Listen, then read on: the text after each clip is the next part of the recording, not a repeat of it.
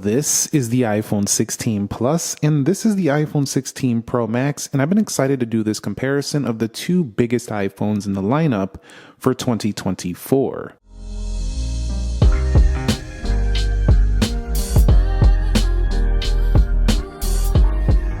So what is up, guys? Nick here, helping you to master your technology, and welcome to my 16 Plus versus my iPhone 16 Pro Max speed test. Let's go ahead and begin with a boot up in 3, 2, go. Now, what's interesting about this year with the iPhone 16 Plus, and it makes it a compelling option, I feel like, although it is underrated, is that it is a 8 gigabytes of RAM, which is the same as the Pro Max, and an A18 chip, which is very, very close to the A18 Pro chip, unlike before when they were putting like last year's chip.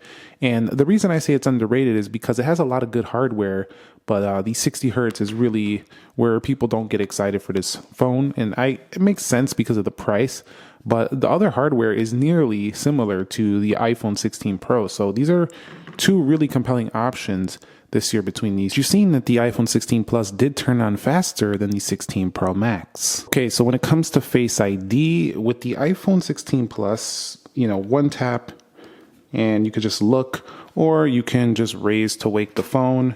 That will also unlock, and it's very easy.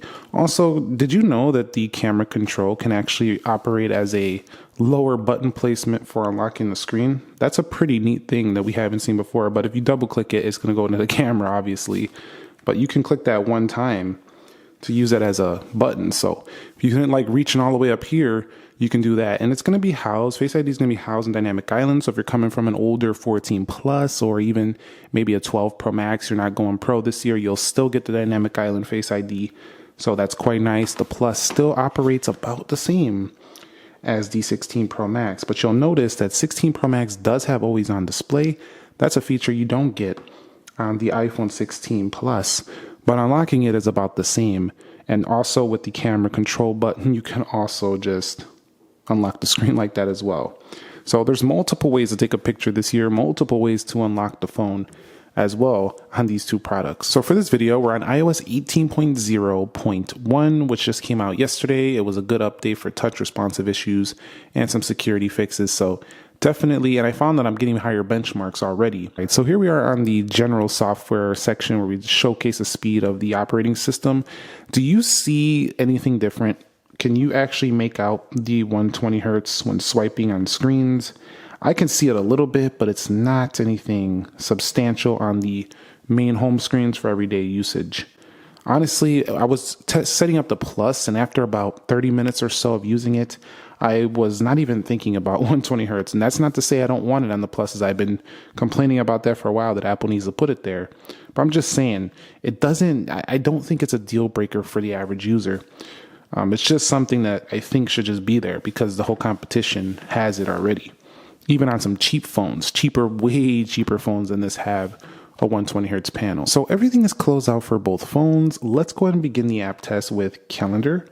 You can see a little faster on the right. We'll go on the clock and a little bit of wobbling there. Look at all that wobble on the iPhone 16 Plus. Let's go on the stopwatch, timers, and world clock. And you'll see in base apps, no issues on pretty much any iPhone. They both have math notes now, both have history and calculator. We'll go into weather. I think that was the iPhone 16 Plus. And we'll go into news.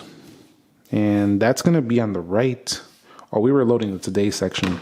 Let's go to following. We'll load up a new section here. How about iPhone? And that was faster on the left. You can see iOS 18.0.1 just came out. Let's go ahead and click an article.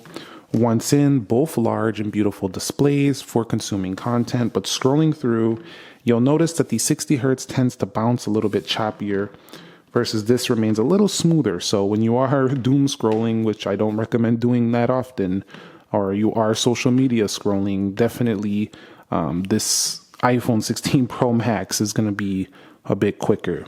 Let's go into App Store here. And you'll see these two phones did very well. I couldn't even see the difference, honestly. Games, and you could see. So as you see, they can load stuff at about a similar clip here with the 16 Pro Max losing that one. But once you start scrolling, it just looks a little it looks a little choppier on the left, whereas this has a more smooth scroll. But if you slow the scroll down, it's kind of like one of those little things you got to look for. Let's go into Instagram. When you're watching video, that's on the right. It doesn't make any difference. Keep in mind, though, too, that the 16 Pro Max does have an extra GPU core, which could make a difference for heavier gaming. Let's go into X. So if you play like PUBG, if you play like Genshin, you play those games for an extended period, Call of Duty, things of that sort, I would pick the 16 Pro Max. It has a better display and it has longer support or better GPU support for things like that with a 6 core. Let's go into Amazon on both and you'll see, yeah, we're getting, that was first on the left because going to Amazon one more time and you've seen that was the right, but not a big difference. Let's go into eBay and that's faster on the left. So it looks to me anyway, like they're trading a couple here. And you'll see equal. And you'll see if we go into sale, no recent activities. Just the scrolling a little smoother on the iPhone 16 Pro Max. We'll go into Best Buy. Performance wise though, they're looking pretty much equal, which is good. A little faster on the right, which is good for those of you who want a very fast phone, but you don't want to pay over $1,000. The 16 Plus is pretty compelling. Let's go into Jetpack. And the truth is even though, I'm into tech, I'm obviously very into tech, like you probably are. But honestly, I feel like the 16 Plus is more what people need and will use. I feel like the 16 Pro Max is a luxury. It really is. It is a luxury to have these features. And I know somebody's going to say, well, Nick, bro, there are phones that have 120 hertz displays and more bezel-less displays too for much cheaper than that 16 Pro Max, and you're calling that a luxury. No, it's because the software is very refined, polished, best cameras in the world for video, high resale value, super long battery life, rock solid CPU level performance. I mean, the 16 Pro Max is a luxury phone, if you ask me. Let's go into Dead Trigger 2. It doesn't mean it's the most innovative. It's definitely not, in my opinion, even close to the most innovative. But it's definitely at the top level when it comes to these types of phones. And you'll see faster. Did I launch that? No, I didn't click play. You know what? I'm going to relaunch that and we'll click play. I'm talking too much about the top levelness of this phone. Let's hit play on both. See what happens here. 16 Plus gets in first. When you actually do start gaming, though, both of these do pretty well. And I'm noticing already on 18.1 or 0.1, the heat seems to be better managed already. So Apple's fixing them up good already with the 18.0.1. So I'm just excited to see how much better the 16 Pro Max will get over its lifespan. So I can't actually load Free Fire at the same time. Well, they will have an account issue. So we'll just see which one can get to the home screen first. We'll call that the winner. We'll just see one loads it first. That's going to be the winner. And that was probably the 16 Plus. So whichever one won it is going to make the other one not load. So I'm calling that slight to the 16 Plus, but it's not anything major. We might get a similar problem here with PUBG. I do have the same account on these two phones as Y. So let's see what happens here on PUBG. But again, it's going to be who gets to the home screen first. It looks like the iPhone 16 Pro Max was pulling ahead. But no, it's the 16 Plus. And now this phone. So that one got there first, and then it triggered this one to load. So 16 Plus won that too. Kind of weird. Let's go into Geekbench 6. And you'll see very similar. We'll go into 3D Mark. Very similar once again. Speed test. Nearly identical. So let's go on iMovie. And basically the same. And 2.2 benchmark, basically the same. So you've seen in this app test that the 16 Plus pulled ahead in a few. 16 Pro Max pulled ahead in a few. Performance day to day, there's no difference. It's just the 60 hertz and 120 hertz. It's literally just the promotion display. That is the difference between day to day. And you've seen it here. But that does make a difference in overall experience because the experience feels next level if you haven't used a ProMotion display. And it's been out since the 13 Pro Max, so there's no real excuse for them not to have this on the Plus at this point. So let's go ahead and do some RAM management on the teal iPhone 16 Plus here, and we'll see what happens here. And looks pretty similar to what we'd expect from the Pro Max.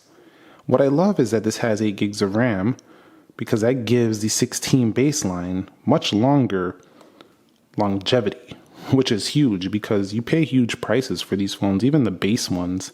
So I like that extra longevity. And I think the 8 gigs of RAM honestly is more important than a 120 hertz display, but they still need one. Let's go ahead and take a look at the Pro. Man, the Pro, dude, like, I don't know if the camera's picking it up, but you don't notice it until you try this. Then you're like, whoa, that is way smoother looking. Let's go into Jetpack Joyride, Best Buy. I think Best Buy was reloading, if I'm not mistaken. Let's go to eBay. Let's go into Amazon. We'll go into YouTube. We'll go into X. We'll go into Instagram, App Store, News, Weather, Calculator, Clock, and October calendar. So the overall difference here was down to the same thing as the app test, which was a difference in the smooth factor. It was by a dramatic amount if you compare them side by side. If you don't, the iPhone 15 Plus, 16 Plus feels like a 15 Plus, 12 Pro Max, 11 Pro Max in terms of the refresh, but a little bit smoother and faster than those phones. But definitely, there's nothing really wrong with it. It's just not as smooth as the more premium phone, which I think is how they're trying to separate it. But I think at this point, they should just throw ProMotion on this phone already. Now, I did the Geekbench 6 test before I launched the video because I didn't want the phones to heat up. But so far, these are staying pretty cool to the touch under this 18.0.1. I'm happy with this software update they just launched. But you'll see, look at those massive multi-core scores, 8437, 8262 on the left, and a 200-point lead on the single core for the 16 Pro Max. So if you are looking for the technically more powerful phone, it's going to be the 16 Pro Max, but this is nothing to scoff at. This thing is huge scores for a base model 16 Plus. Wildlife Extreme. Now I talked about the GPU scores going to the 16 Pro Max, and you'll see it was proven here at a 28.6 FPS frame rate and a 4781 overall. You'll also see that our overall performance, if we analyze it, is better than 91% of the rest of the market over there, which is huge. Now, 3663 versus 4781 doesn't seem that good, but an average frame rate of 21.9 is pretty decent. That's still at a flagship level. You'll see 80% is better than 80% of devices on the market. So there's quite a few that are faster in gaming than the iPhone 16 Plus, but they don't have the iOS software, all of those phones. So you could still play a lot of nice, well-optimized games, and they're not going to run slow or nothing on the iPhone 16 Plus. So I think you could do a lot on both, but if you want just that little bit extra boost, it's going to be the 16 Pro Max here. All right, guys, so let's go to a couple websites. We're going to go to apple.com, and it looks so weird how these bezels look compared to these. It just like, wasn't that phone already big enough at 6.7? No, 6.9 is now the new king on the block. But you're seeing they both loaded that pretty similarly. Let's check another website. All right, so let's go to yahoo.com here on both phones. And you'll see that was a little faster on the left.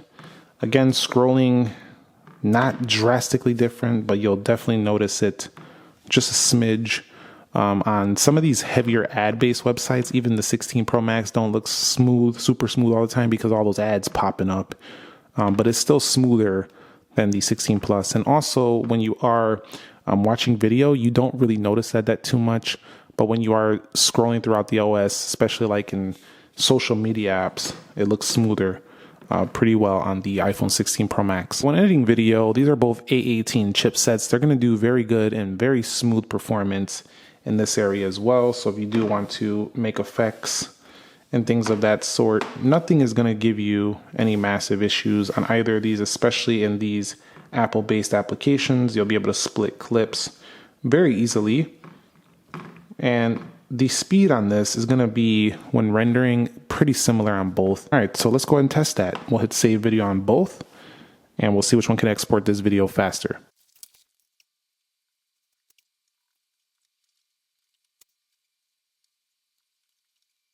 And you've seen that the iPhone 16 Pro Max pulled ahead here, as I would expect here on a video render. So when you do start pushing it a little heavier, that extra boost from the A18 Pro comes into effect, and you've seen it here.